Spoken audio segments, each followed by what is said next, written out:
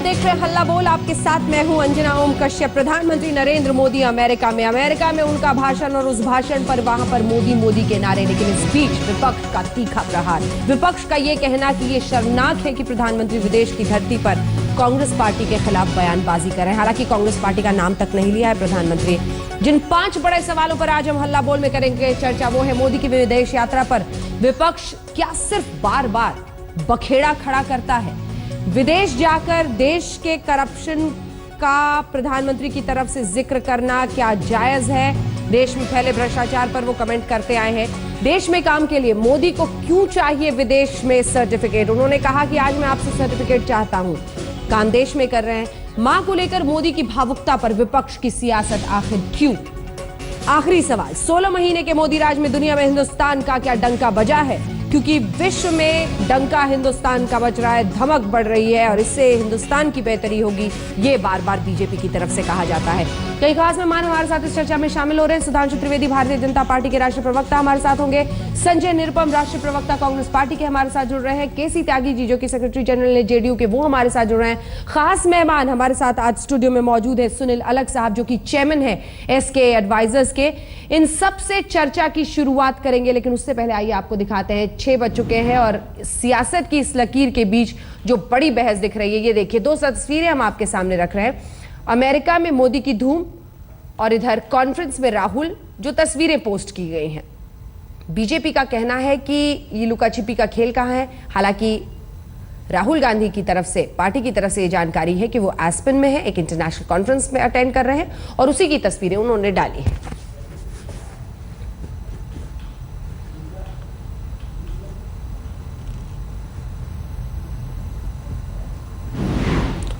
तो ये हो गई 2 तस्वीरें। ये सभी खास मेहमान हमारे साथ जुड़ गए हैं। सौरभ भारद्वाज भी आम आदमी पार्टी की तरफ से हमारे साथ इस चर्चा में जुड़ गए हैं। लेकिन बहस की शुरुआत करने से पहले आइए जरा आपको सुना देते हैं क्या कहा गया है प्रधानमंत्री की तरफ से और किन शब्दों में हो रहा है कांग्रेस पार्टी की तरफ से हमला। हमारे देश में राजनेताओं पर कुछ ही समय में आरोप लग जाते हैं। इसने 50 करोड़ बनाया, उसने 100 करोड़ बनाया, बेटे ने 250 करोड़ बनाया, बेटी ने 500 करोड़ बनाया, दामाद ने 1000 करोड़ बनाया। He is one leader who earlier, before he became Prime Minister and today, has dragged the political narrative of India to a gutter level. तो सारे रिश्ते गिना दिए कि सब चोरी करते थे और ऐसी ऐसी संख्या बताई, कोई 300 करोड़, कोई 400 करोड़, कोई 1000 करोड़। प्रधानमंत्री जी नरेंद्र मोदी जी देश में लौटने के बाद ये सूची जारी करें। बाहर में जाकर भारत की इमेज और उसकी छवि को धूमिल नहीं होना चाहिए, इसलिए ऐसी कोई बात नहीं करनी चाहिए जिससे बाहर के लोग ये समझें कि भारत सबसे मोस्ट करप्ट कंट्री में आता है। सूती कपड़े पहन के देश को कैसे लूटा जाता है, ये कांग्रेस से सीखना चाहिए। इतने वर्षों तक ये जो ढोंग इन्होंने किया है सूती कपड़े पहनने का, असलियत क्या है ये हिंदुस्तान जानती है। कपड़ों में मन नहीं बसता है, मन दिल में बसता है। और कल प्रधानमंत्री ने कहा है मैं जीऊंगा तो देश के लिए और मैं मरूंगा तो देश के लिए। ये जज्बा कांग्रेस नहीं समझ सकती। इस बीच मां का भी जिक्र हुआ। प्रधानमंत्री नरेंद्र मोदी ने जब फेसबुक के एक टाउन हॉल के समारोह में अपनी मां का नाम लिया, वो भावुक हो उठे। फिर मां के नाम से भी सियासत छिड़ गई और बाद में एमजे अकबर ने यह भी कहा कि कांग्रेस पार्टी में तो मां ही शासक हैं और इसीलिए बेटा बिगड़ रहा है। तो अब सियासत के स्तर की इस देश में हो रही है वो आपके सामने है। बहस की शुरुआत करते हैं। सुधांशु त्रिवेदी जी, जो सवाल है कांग्रेस पार्टी का, क्या वो जायज नहीं है? क्या हिंदुस्तान का भ्रष्टाचार, ऐसे तमाम सवालों को अमेरिका में ले जाकर बेटे बेटी और दामाद तक पहुंचने की जरूरत थी? देखिए, पहली बात तो हम ये कहेंगे कि प्रधानमंत्री मोदी जी ने क्या किसी व्यक्ति का नाम लिया, किसी दल का नाम लिया, किसी सरकार का नाम नहीं लिया? यदि नहीं लिया तो कोई व्यक्ति खामखा उसको अपने ऊपर जोड़ रहा है, तो यह उस व्यक्ति या उस दल के मन का अपराध बोध दर्शाता है। जिसे वो कहावत होती ना, दाढ़ी में तिनका वाली, कहीं ना कहीं उस भाव को दिखाता है। दूसरी बात, लगातार पिछले कई दौरों से कांग्रेस ये आरोप लगा रही है वो विदेश नीति के एक नए उभरते आयाम को समझने में असफल हो रहे हैं। वो क्या है कि अब प्रधानमंत्री जा रहे हैं तो वहां भारतवंशियों को, यानी जो एनआरआईज है, उनको भी संबोधित कर रहे हैं, जो इससे पहले कोई सरकार नहीं करती थी। अब जो नया भारत उभर रहा है उसमें एनआरआईज का एक महत्वपूर्ण रोल है।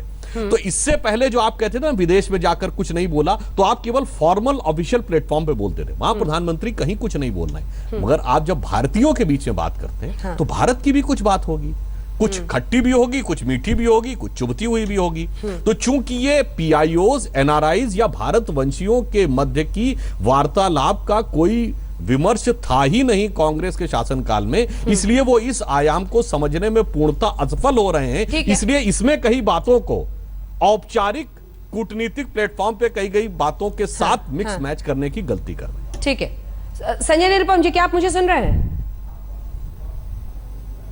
वो कह रहे हैं कि राजनीति के नए आयाम को समझने में आप नाकाम रहे हैं, भारतीयों के बीच में बोल रहे थे, तो फिर तो जिक्र होगा ही।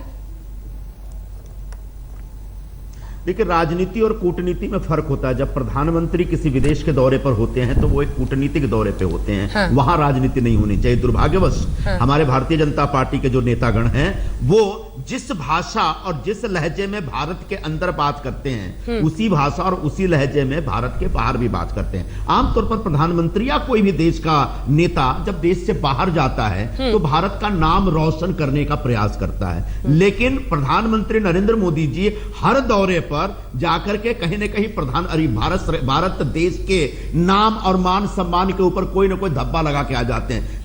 कभी एक जगह गीता किसी को प्रेजेंट कर रहे होते हैं, बोलो देखो जी अगर मैं अपने देश में भागवत गीता प्रेजेंट करता तो आग लग जाती। क्या तकलीफ, क्या मतलब है इस सब बात करने का? उस दिन श्लोक सुनाया आयरलैंड में बच्चों ने, तो बोलो देखो हमारे देश में अगर श्लोक सुनाते तो आग लग जाती। आज अभी जाकर के बाहर जाकर बोलेंगे 60 साल में कुछ भी नहीं हुआ, सिर्फ भ्रष्टाचार हुआ।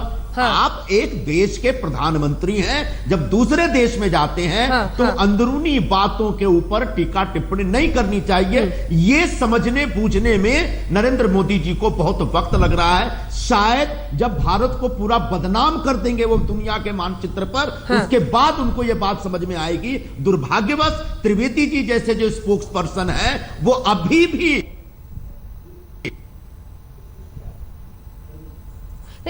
ठीक है संजय जी, आपकी बात समझ में आ गई किसी वजह से। सुनील अलग साहब, ये नाम रोशन करने के लिए विदेश में जाते हैं देश का, और जो उनकी मेहनत है, जो पहल है, लेकिन आप उसी भ्रष्टाचार का रोना रोएंगे तो फिर कोई क्यों सोचेगा कि वो हिंदुस्तान है? ए बी, वहां सिर्फ भारतीय नहीं थे, वहां लॉ मेकर्स थे, वहां सेनेटर्स थे, वहां कांग्रेसमैन थे, उन सबके बीच बोलने की जरूरत थी क्या? नहीं, देखिए अब एक नया जमाना आ गया है। कितनी देर तक आप सच्चाई छुपाएंगे?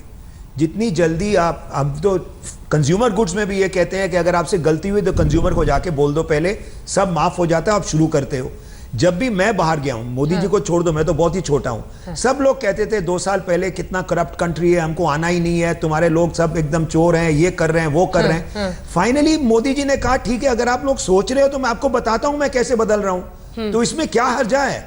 आप कितनी देर तक you SVEEP under the carpet? देखिए आपके कांग्रेस के टाइम में चोरी हुई, राजा गए जेल, आपका 3G सब दुनिया को मालूम है, तो आप अब जाके कहें नहीं नहीं हमारा देश तो बिल्कुल साफ है, तो कोई आपको बिलीव ही नहीं करेगा ना। और एक चीज आप समझ लीजिए, 5 दिन में वो कितने जो उन्होंने काम किए यूनाइटेड नेशंस में, फेसबुक में, उसके बारे में तो चर्चा है ही नहीं। वो एक लास्ट विजिट में जो उन्होंने लाइन की, कांग्रेस ने बस वही पकड़ के अब आगे आ गए। तो देश के लिए तो उन्होंने 6 दिन लगा दिए। आज वॉशिंगटन में चाइना से मिल रहे हैं, ओबामा से मिल रहे हैं, उसके बारे में बात ही नहीं है। तो अगर आप कितनी देर तक छुपाओगे ये? केसी त्यागी जी, आप लोग सिर्फ बखेड़ा खड़ा कर रहे हैं अननेसेसरीली। नहीं अंजलि, भारत की आजादी का जो आंदोलन है वो अप्रवासी भारतीयों से शुरू हुआ था, चाहे साउथ अफ्रीका हो और चाहे लंदन में बनी हुई इंडिया लीग हो, जिसमें जवाहरलाल से लेकर के वीके कृष्णा मेनन तक आजादी की लड़ाई लड़ते थे।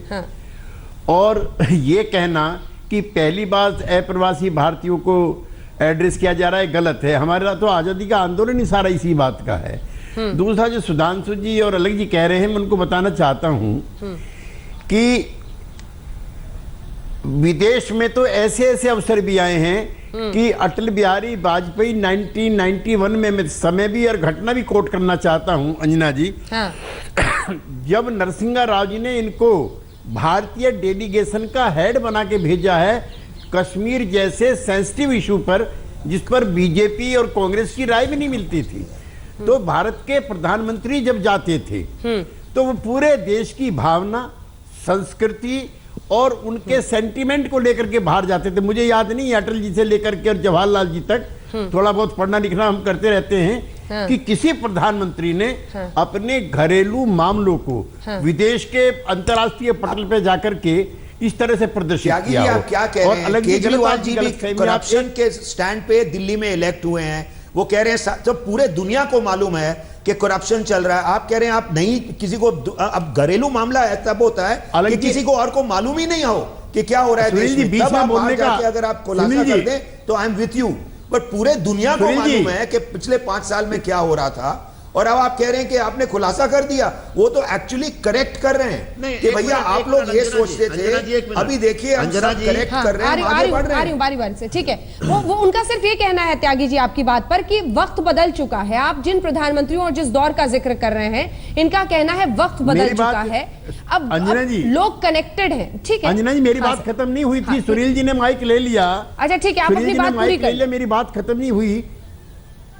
मैं खाली इतना भर कहना चाहता हूं, मुझे जो देश का इंडियन इंडस्ट्रियलिस्ट है वो 50-60 साल तक कांग्रेस पार्टी के नीचे फलता फूलता रहा, उसने कभी शिकायत नहीं करी।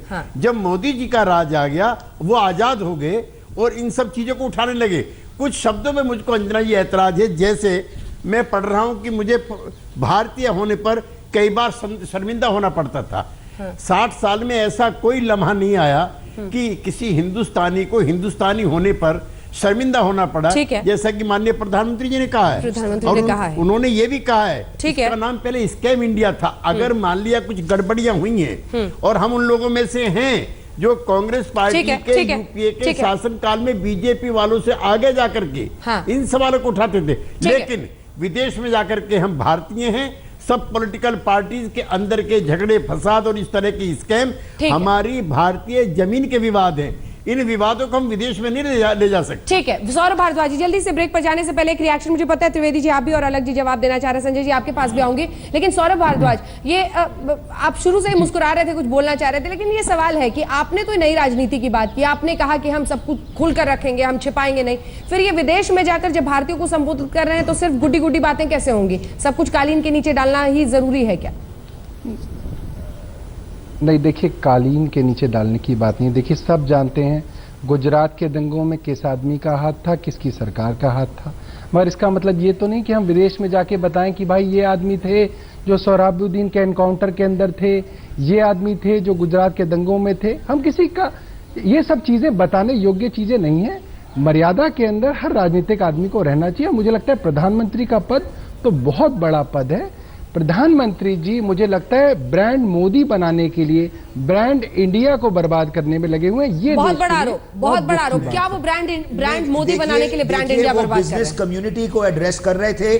बिजनेस कम्युनिटी पिछले 4 साल से कोई पैसे नहीं लगा रहा है इंडिया में। वो कह रहे हैं आपकी कंट्री करप्ट है, सबको पैसे दे के कुछ हो रहे हैं, वो करेक्ट कर रहे हैं। ये बिजनेस कम्युनिटी को वो एड्रेस कर रहे थे और उनको कह रहे थे कि हाँ शायद जो भी मैं अभी आपको चेंज बता रहा हूं जो आ रहा है उसमें गलती क्या है। जल्दी से आप बिजनेस को कैसे लेके आएंगे अगर आप कालीन के नीचे सब छुपाएंगे? सुनील जी मैं आपको आंकड़ों पे बात करता हूं। देखिए रेटोरिक करना तो बहुत आसान है, मैं कोई रेटोरिक नहीं कर रहा हूं भाई, मैं पॉलिटिशियन नहीं हूं। बिजनेस किसी देश के अंदर आसान होता है।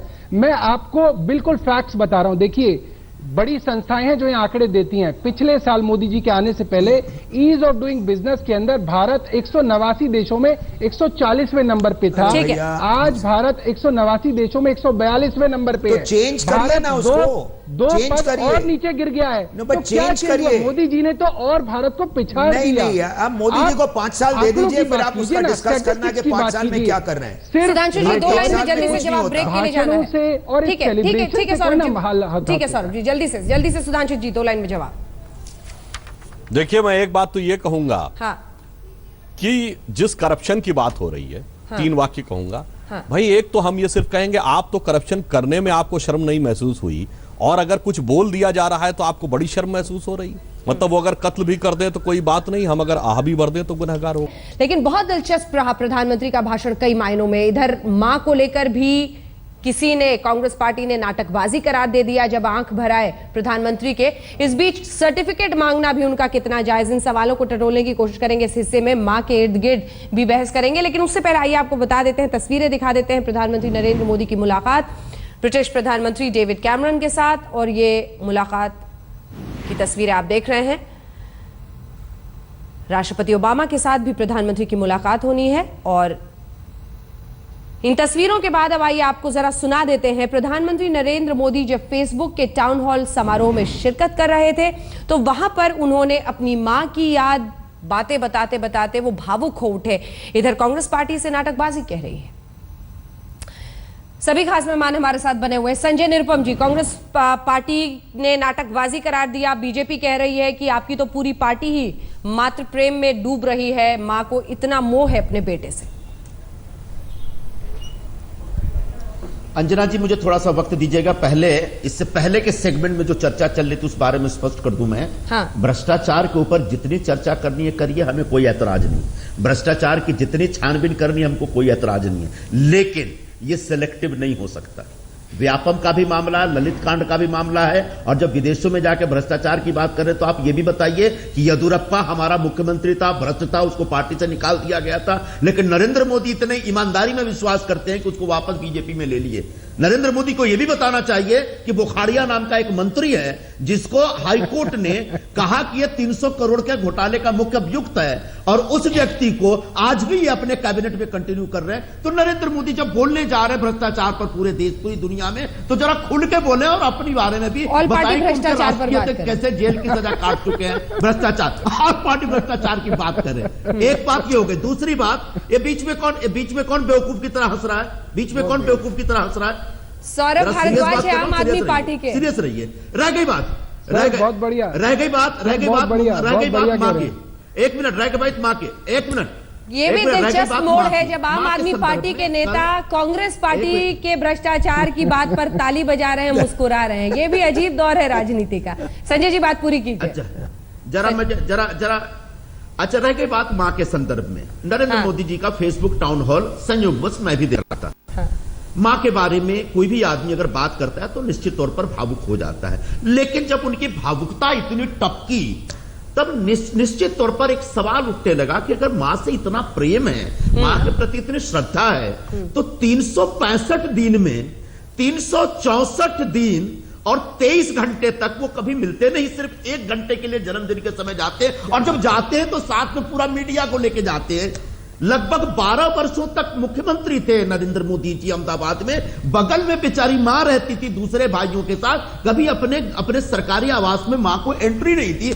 हमारी भी मां है, हम भी मां को अपने साथ रखते हैं, लेकिन हम चाहते हैं कि हमारी खुशियों में हमारी मां भागीदार बने, एक साक्षीदार बने, विटनेस बने। हमारे प्रधानमंत्री इतना बड़ा एक देश के प्रधानमंत्री का वो शपथ लेते हैं और अपनी मां को बुलाने का एक मतलब एक प्रयास भी नहीं करते, और उसके बाद कहते हैं मैं मां की याद करके रोने लगता हूं। तो थोड़ा सा ड्रामा और नाटक जैसा दिखा, लेकिन मां के प्रति हमारे मन में सम्मान है। किसी की भी मां हो, वो हमारी मां की तरह, उसका हम सम्मान करते हैं, लेकिन मां के नाम पे इस प्रकार की राजनीतिक और ड्रामेबाजी प्रधानमंत्री न करे तो बेहतर होगा, क्योंकि उनकी नियुक्ति, उनको लोगों ने चुना है गवर्नेंस के लिए, देश में बेहतर व्यवस्था करने के लिए। जवाब सुन लीजिए। जितने भी फ्रंट हैं, हर फ्रंट पे, एक मिनट, हर फ्रंट पे पिछले 16 महीने में भारत पीछे गया। संजय जी, चाहे रुपए का मामला हो, अर्थव्यवस्था का मामला हो, कृषि खेती का मामला हो, आयात निर्यात का मामला हो, हर मामले में एक मिनट रुकिए, हर मामले में भारत पीछे गया है। तो प्रधानमंत्री ड्रामेबाजी छोड़े और गवर्नेंस के ऊपर ध्यान दे। सुधांशु जी, जल्दी से जवाब, फिर अलग सवाल। नहीं, मैं अंजना जी जल्दी से जवाब नहीं दूंगा। पिछले बार में भी एक ही वाक्य में समाप्त हो गया। मुझे भी थोड़ा समय अपनी बात कहें। देखिए, संजय निरुपम जी ने बात कही, अभी केसी त्यागी जी ने बात कही थी। देखिए, मोदी जी ने तो किसी का नाम नहीं लिया, इनके मुंह से अनायास व्यक्तियों के नाम क्यों फूटने लगे, वो विषय तो छोड़ दीजिए। उन्होंने कहा अंतरराष्ट्रीय मंच पर जाकर भारत की अंदरूनी बात नहीं कहनी चाहिए। मोदी जी के नाम न लेने पर भी इन्हें आपत्ति है।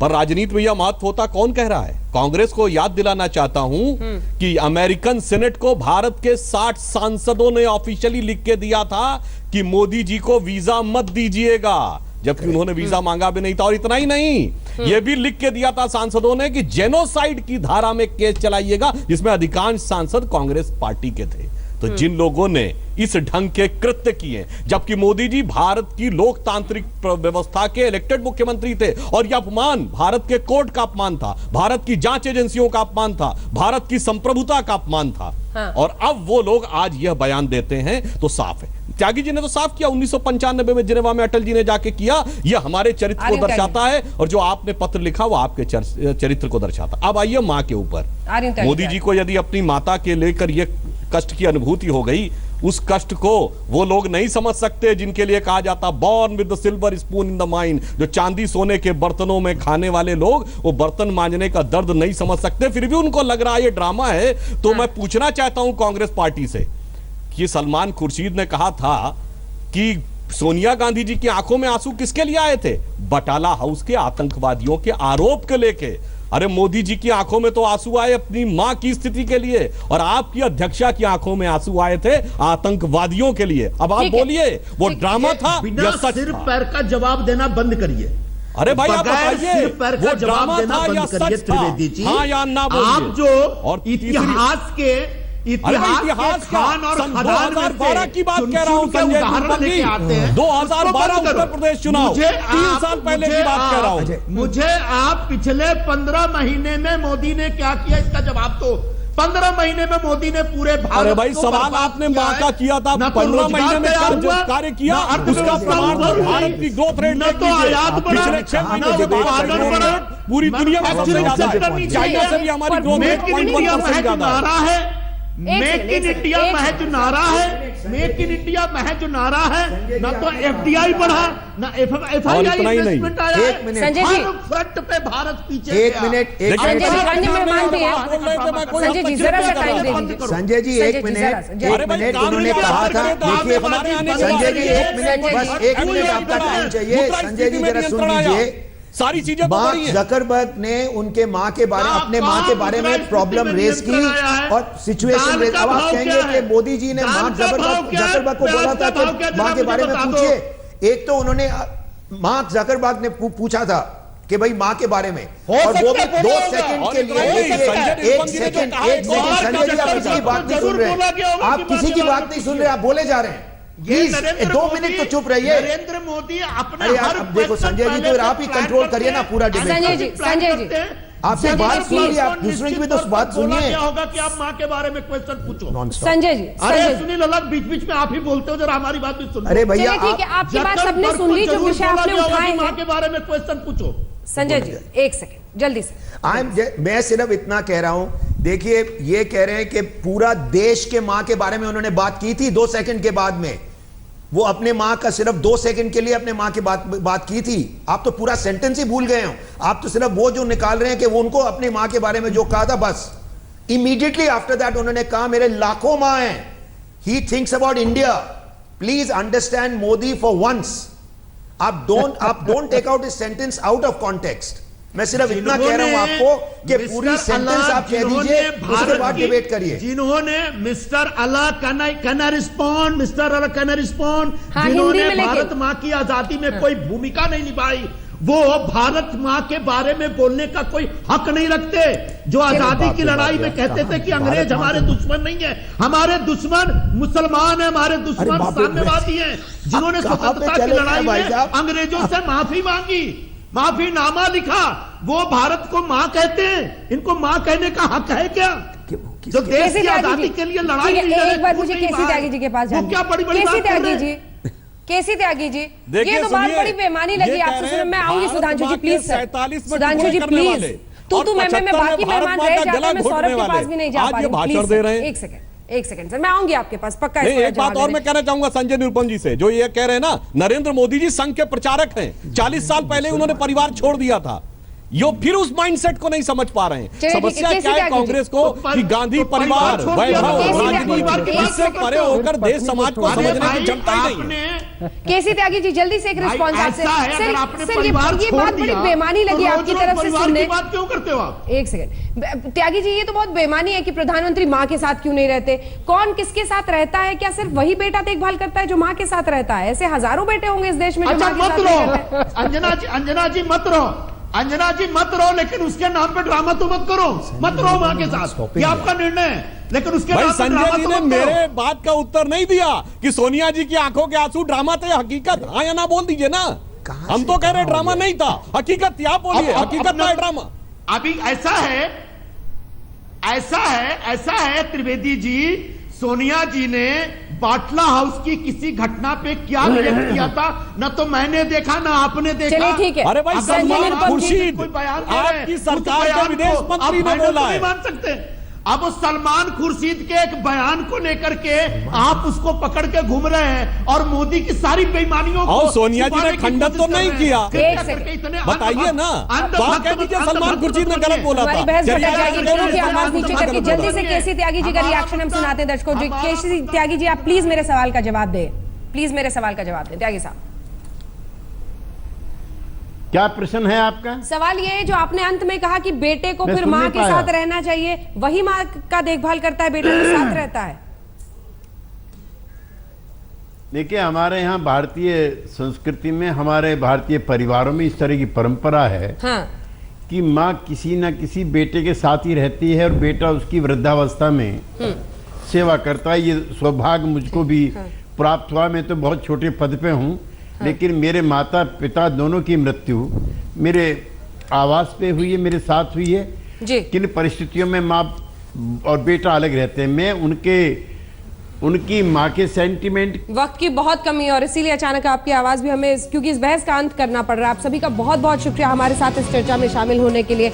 कोई नाटकबाजी कहेगा, कोई कहेगा माँ की पार्टी है इसलिए बेटे की चलती है, लेकिन इन सब के बीच राजनीति का गिरता स्तर सबसे बड़ी चिंता इस देश के लिए होनी चाहिए। आप देखते रहिए आज तक।